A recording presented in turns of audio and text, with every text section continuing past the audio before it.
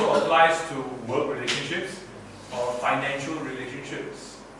Okay, let's say you have a fear or a belief that on scarcity.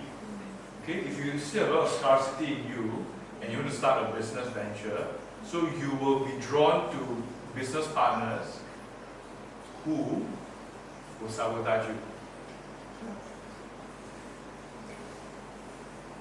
Okay, meaning to truly attract the right people to support your whatever business, you need to master scarcity. Because if not, you will only attract what I call the poor-minded people into your environment, and it's very hard to grow from there. Okay? Or even if, let's say, it's not a joint venture, you want to learn how to be good at your passion or at your work, scarcity has to grow. Okay? If not, you will attract what? Competitors, people who so-called steal or sabotage your work and things like that. Okay? Or people who keep telling you, oh, your work is not good enough. And so forth. And one example that recently I experienced, I was a bit disturbed by this experience. It wasn't me, it was a friend who started making jewelry. Probably she's going to quit her day job and then just do what she really loves to do, her passion. And she makes fantastic jewelry. I'm really amazed that she can do something like that. It's like, I can't even imagine. And then one of our mutual friends went to comment and said, oh, I've also learned that before, but I got bored. See how long you can last. I just thought that was a very horrible thing to say. It's like, oh, it didn't happen for you or you didn't enjoy it, then you're trying to verbally sabotage someone else. Okay? Having said that, why my friend attracted this comment, we also have to think about it, right? Because there's no victim and no savior. Okay? Probably it's a reflection of her own doubt as well. Maybe she worried, oh, I don't know how long I can do this for. Okay? Anyway, back to the original story. Sometimes when you pursue your happiness, there will be people who disagree with you, to challenge your conformity. Because that is level 5. Okay, so don't expect everyone to say, oh yeah, you're so clever, you're so good, everything is nice and sweet. To you, there will be people who will envy you or who will try to sabotage you in what tiny ways that they can without getting into trouble. But at the same time, number 2 is also a good lesson to reflect back to you who will be in your future, who will stay in your past. Okay, so that is a very powerful revelation for people. And we only get affected by these people when we are afraid of letting them go. Don't you think so? We become very frustrated, why is this person like that or like that? Because we have a fear of letting them go. When we don't have a fear of letting them go, we are not affected by what anyone says. Because you realize, and this is chapter 3, your power. You actually get to choose who you want to be in your future, then you get to choose who you want to leave in your past. Even though we are not doing it at this moment yet. Well, maybe you don't do it consciously, but it's probably happening, unconsciously. Of course, it's a very slow process. It's like suddenly you wake up, shoot, all your friends change already. That's quite strange also. Yeah, it's a very gradual progress. As you grow, new people who can support you will come into your life, and those who choose not to support you will slowly go further and further. I mean, they might not even disappear, but it's just that they are always in the background, far away. Okay? And also, personally, I find that it's also a challenge, a test. The more people you can let go, the more new people will come into your life. Very funny. And the more you try to hold on to people from the past that do not support your new vision, the harder it is for you to move forward. Because like, imagine you're carrying 10 rubbish bags. Yeah. dragging and dragging and dragging. Then, oh, my destiny is there, I want to run, so cannot. So you actually have to let go. I just call my friends rubbish bags. Just to give you an idea. For me, the test was the savior complex. So I was really holding on to a lot of rubbish bags. And also, the other lesson, the second lesson I learned, when sometimes when we hold on to those people, they stop growing. So that is also very dangerous. So I don't want to be someone who is contributing to another person's lack of growth. So let them grow.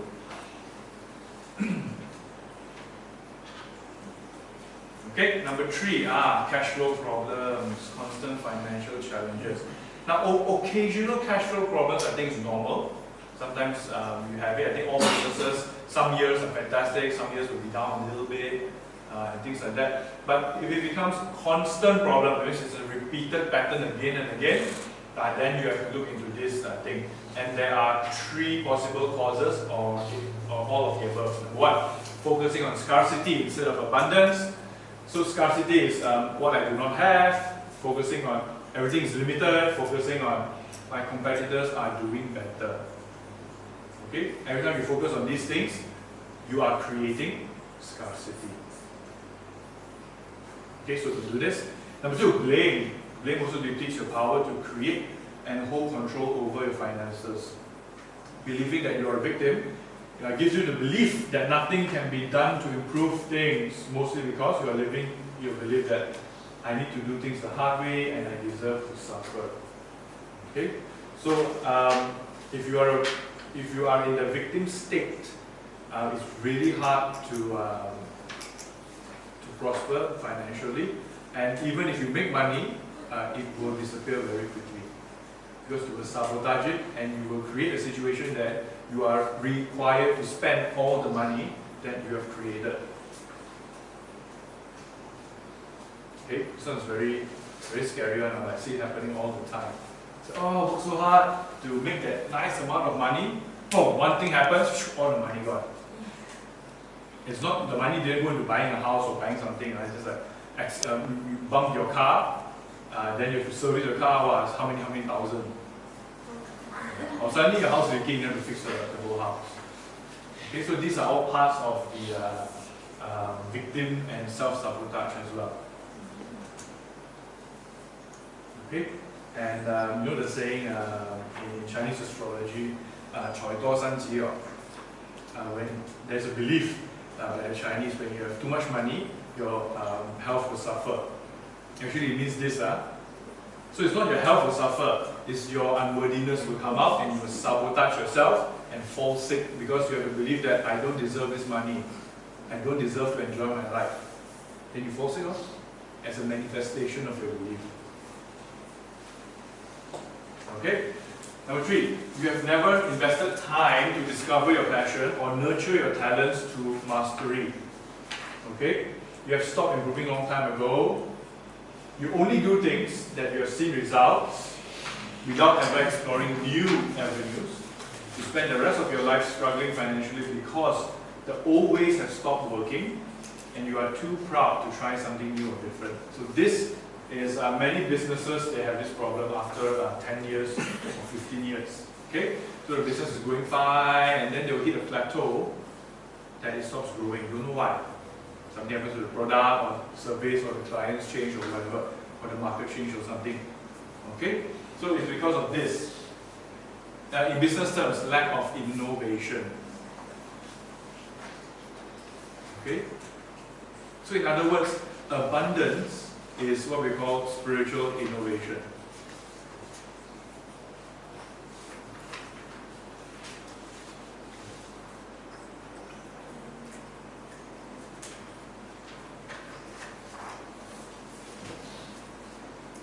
Okay, your money also has to innovate, right? Your money also has to grow.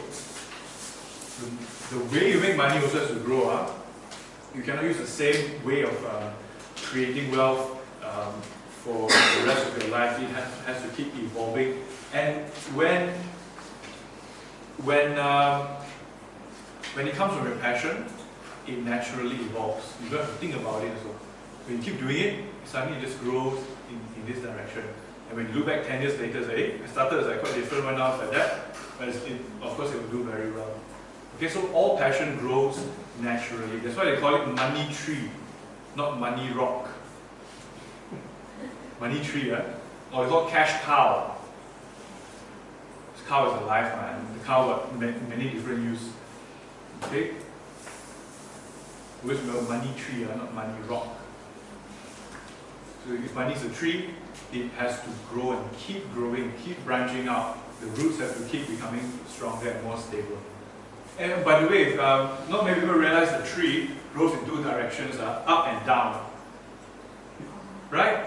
People always thought the tree only grow up and bigger and wider. No, the roots at the same time have to also grow deeper and wider, because if not, it will fall down. So a tree is a very good example of as above, so below. So don't forget the money tree. Okay, so always innovate and grow. And sometimes you will find that at different times in your life that your career or your work will stagnate. Okay, or here's a very important symptom: you get bored with your work. Okay, once you get bored, it means it's time to innovate. Okay, do it differently or do something completely different. You need to grow out of that. So boredom is a very important symptom in our life. Very, very important sign when you're bored. Okay? Of course, we're not talking about, oh, today I'm bored, but I don't know what to do. It's different, huh? Okay, when like your work or the things that you do, or even your relationships, they stop being meaningful to you again and again and again, then you know that it's time to innovate. A relationship also have to grow up. Hopefully with the same person. Not always with the same person. Usually with the same person, but it's not a must. Okay? But don't say I'm going around instigating divorce. Not. Okay? Now the thing about relationships as well, especially those who walk the spiritual path, one of the common questions that I get is, how come so many healers, once they discover their passion for healing, they normally end up in divorce. So a lot of students, when they start, they are actually quite scared. Because like, oh, I don't become a healer and then lose my spouse. Okay? But not everyone goes through a divorce. Okay, but what happens is this: when one person starts seeking a higher purpose in their life, you start to grow again, right? So the other person has the option to either grow together or not grow. You can't force them, right? So, but what happens is this: when you are growing and the person who is most close to you resists growing, so you actually make your own path a little bit more difficult. Okay, so sometimes, because ideally both grow at the same time, and if two people grow at the same time, the rate is very, very fast, accelerated growth. Okay, that's why there is this very romantic idea in the spiritual world that people want to find their spiritual soulmates so they can grow together. But not. But it's not always true. Okay? And a lot of times you are first required to grow on your own. Because if you cannot grow on your own, you cannot grow with another person. This is another thing that I've learned as well. Okay? So yes, and this topic already free. And normally don't talk about it out of my spiritual classes, but no relationships last forever, because they are not built to last forever. Okay? Humans are manufactured in a way to have as many experiences as they can, because all experiences will enrich you and help you grow in different ways. Okay, moral of the story, don't get a boring spouse. Make sure it's very exciting, every week a different Not drama, some every week a different drama. So. Okay? But here's the thing. How long to stay together, or when to separate, or when to keep holding on, only you will know. Only those who are in that partnership can tell. No one else can help you with this one. And no one else should be adding their opinions to your relationship. Because don't forget, everyone you meet, there is a soul contract to meet and to learn something together. Okay? So you or the parties involved, they have to decide on their own. So if you have friends going through this similar situation, don't try to fix their relationship. You can point out the lessons, but that's it. After they say, oh, you teach them divorce, and the children all hate you. Okay, and the bottom line for number 3 is everything needs to grow, innovate. And of course, the best businesses that are still alive today, they are alive because of innovation. Okay? Number 4 is health. Health issues never seem to go away, or new ones always occur. You finish one, then something new happens. So, common cause, unworthiness, governs your life and emotions, which manifest as physical symptoms in the body. Now, if you don't heal your unworthiness, it will manifest as physical problems eventually. Let's put it that way. Yesterday I was discussing with a doctor friend of mine, and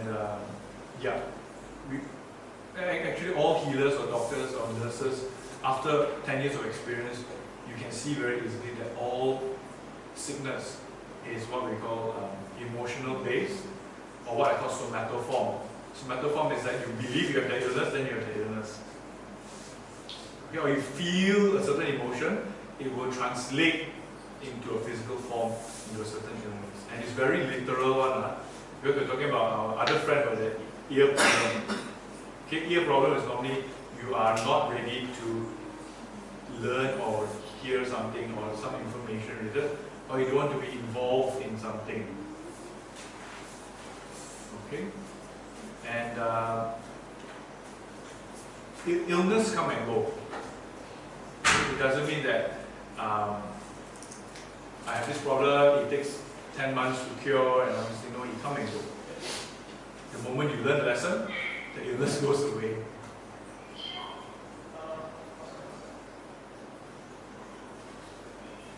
Okay?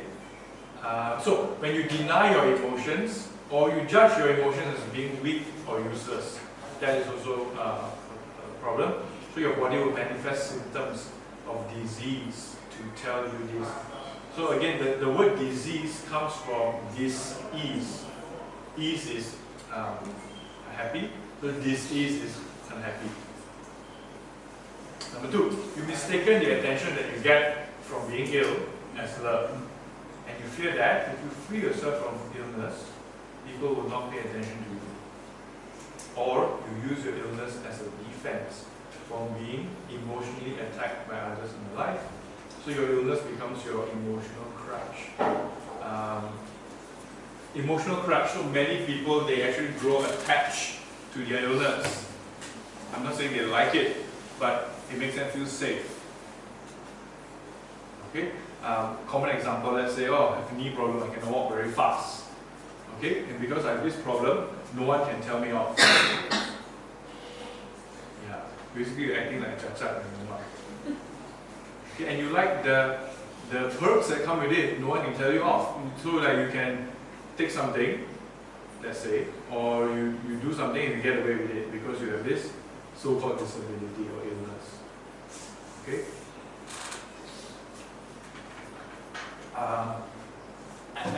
I've even had someone say to me, oh, I have cancer before, how can you talk to me like that? That was like, okay, that was before. The question is, do you want to continue having it or not?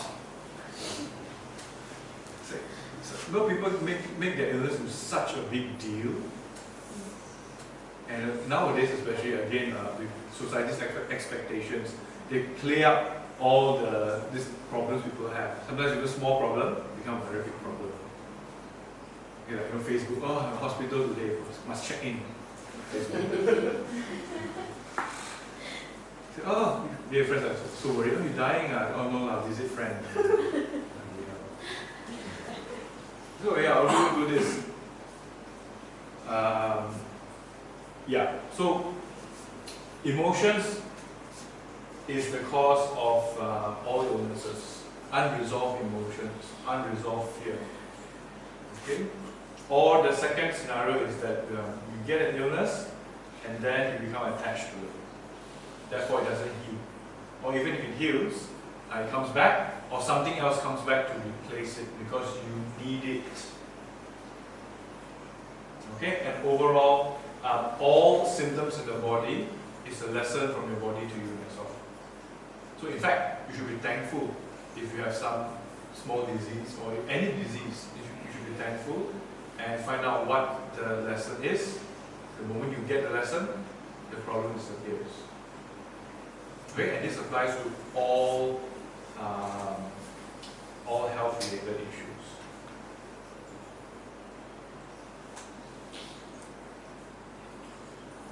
Okay, number 5, life is filled with constant drama and jealous, vindictive people. Okay?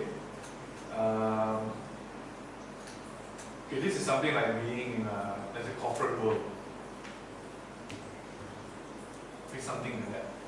So, why? What is the cause of this? So, you manifested the drama and all the dramatic people to fulfill your belief of victim, savior, aggressor. So harsh, right? But you manifested the drama. That is true, because this is level 7 already, so you need to hear the truth. You can take it. In your own life, this is very important. In your own life, you also play these roles interchangeably. When it is convenient, you play the victim. At other times, you play the savior. Or sometimes you also play the aggressor. Okay? To keep others in their appropriate role. Meaning, if you are always surrounded by drama and dramatic people, it means you are participating in it. You are either playing victim, savior, or aggressor. Normally, you play all three interchangeably. Okay, but one would be your favorite role, like victim, or savior, or aggressor.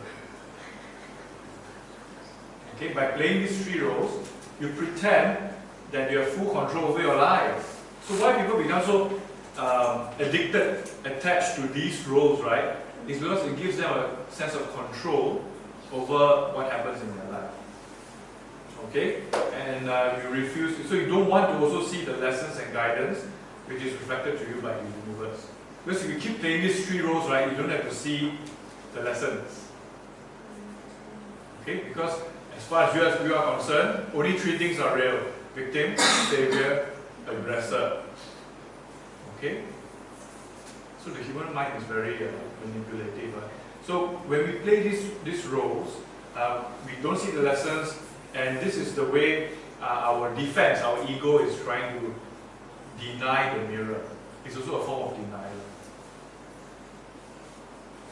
Okay? I think the most common one is victim. The easiest to play. And also now with Facebook, right? Facebook is it supports the victim consciousness a lot. Oh, I'm so charming, I put on Facebook. Oh, I fall down, I learn, put on Facebook. Oh, someone robbed me, put on Facebook. Everything, oh, I fall in the toilet, put on Facebook. Okay, so it helps to perpetuate the victim cycle. And as long as we are doing it, we will always be surrounded by drama and jealous, vindictive people. Okay? And that's why I mentioned it's something like corporate world, right? So corporate world exists to teach you the lesson of victim, savior, aggressor. Okay? So for those who have climbed the corporate world, you know what I mean.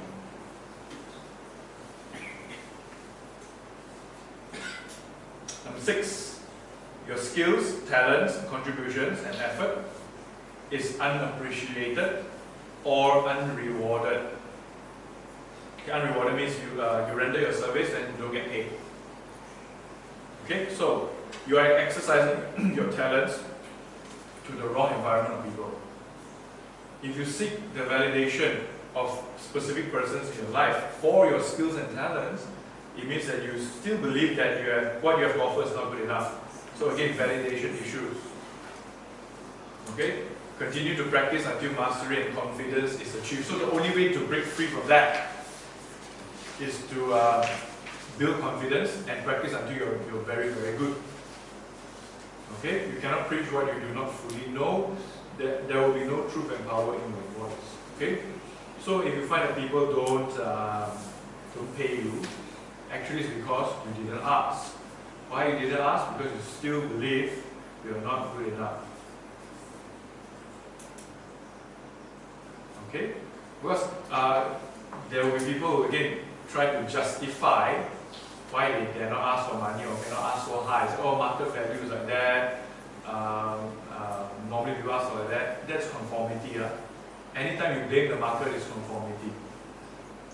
Okay? Because a true master creates his own market.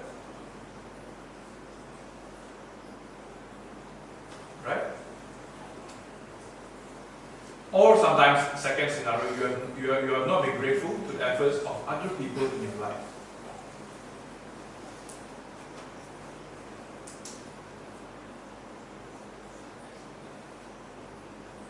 Okay? So number six is a common obstacle that many people face, especially when they first come out to do your own thing or to run your own business or to sell your own products. Okay? So it's not that other people don't want to pay you, it's your own self-doubt. Number 7, difficulty in charging for your services or delay in payment. Sounds like another common thing. So, you have forgotten about or lost trust in the products and services that you offer. Meaning, whatever you do now, maybe it's no longer meaningful to you, or you're no longer passionate about it. That is what I mean by lost trust in your own products. What you do is no longer meaningful to you, and the only reason why you still do it is because of money. Okay, then you'll find that if you only do things because of money, there will be all these obstacles and delays in the money. So, this qualifies as incongruency, dishonesty, and lack of passion and meaning. You have stopped living your destiny. So, every time when you get bored and you continue doing the same thing for money, actually you're being dishonest. Okay, or you continue selling certain products because of money, you are being incongruent and dishonest. Incongruent because you don't feel it, but you do it. Okay? Of course, many people again give the excuse that, oh, I don't like it, but I still have to do it because of whatever reasons. Okay, those are of course excuses to stay in the comfort zone, to not learn something new and be something new. Okay? And it's always a choice. It's always a choice. Okay, that's why you have to learn all that, so many layers, so many weeks before you can understand this one paragraph. It's always a choice. To stay in your comfort zone, to blame, or to just step out and do something new, something meaningful to you. Okay? Every time you touch something that you really love, it turns to gold. Okay? The first round, it turns to gold. Okay, but second round may not be so good. So there's this thing called beginner's luck. And it's true. If you read the book The Alchemist, you will hear about this. Beginner's luck is the universe's way to help push you along your path. So the first round will be easy. Second one not so easy. Okay, why? Because it tests you. Do you really want it? And are you going to get better at it? So this is where you practice until you master it happens.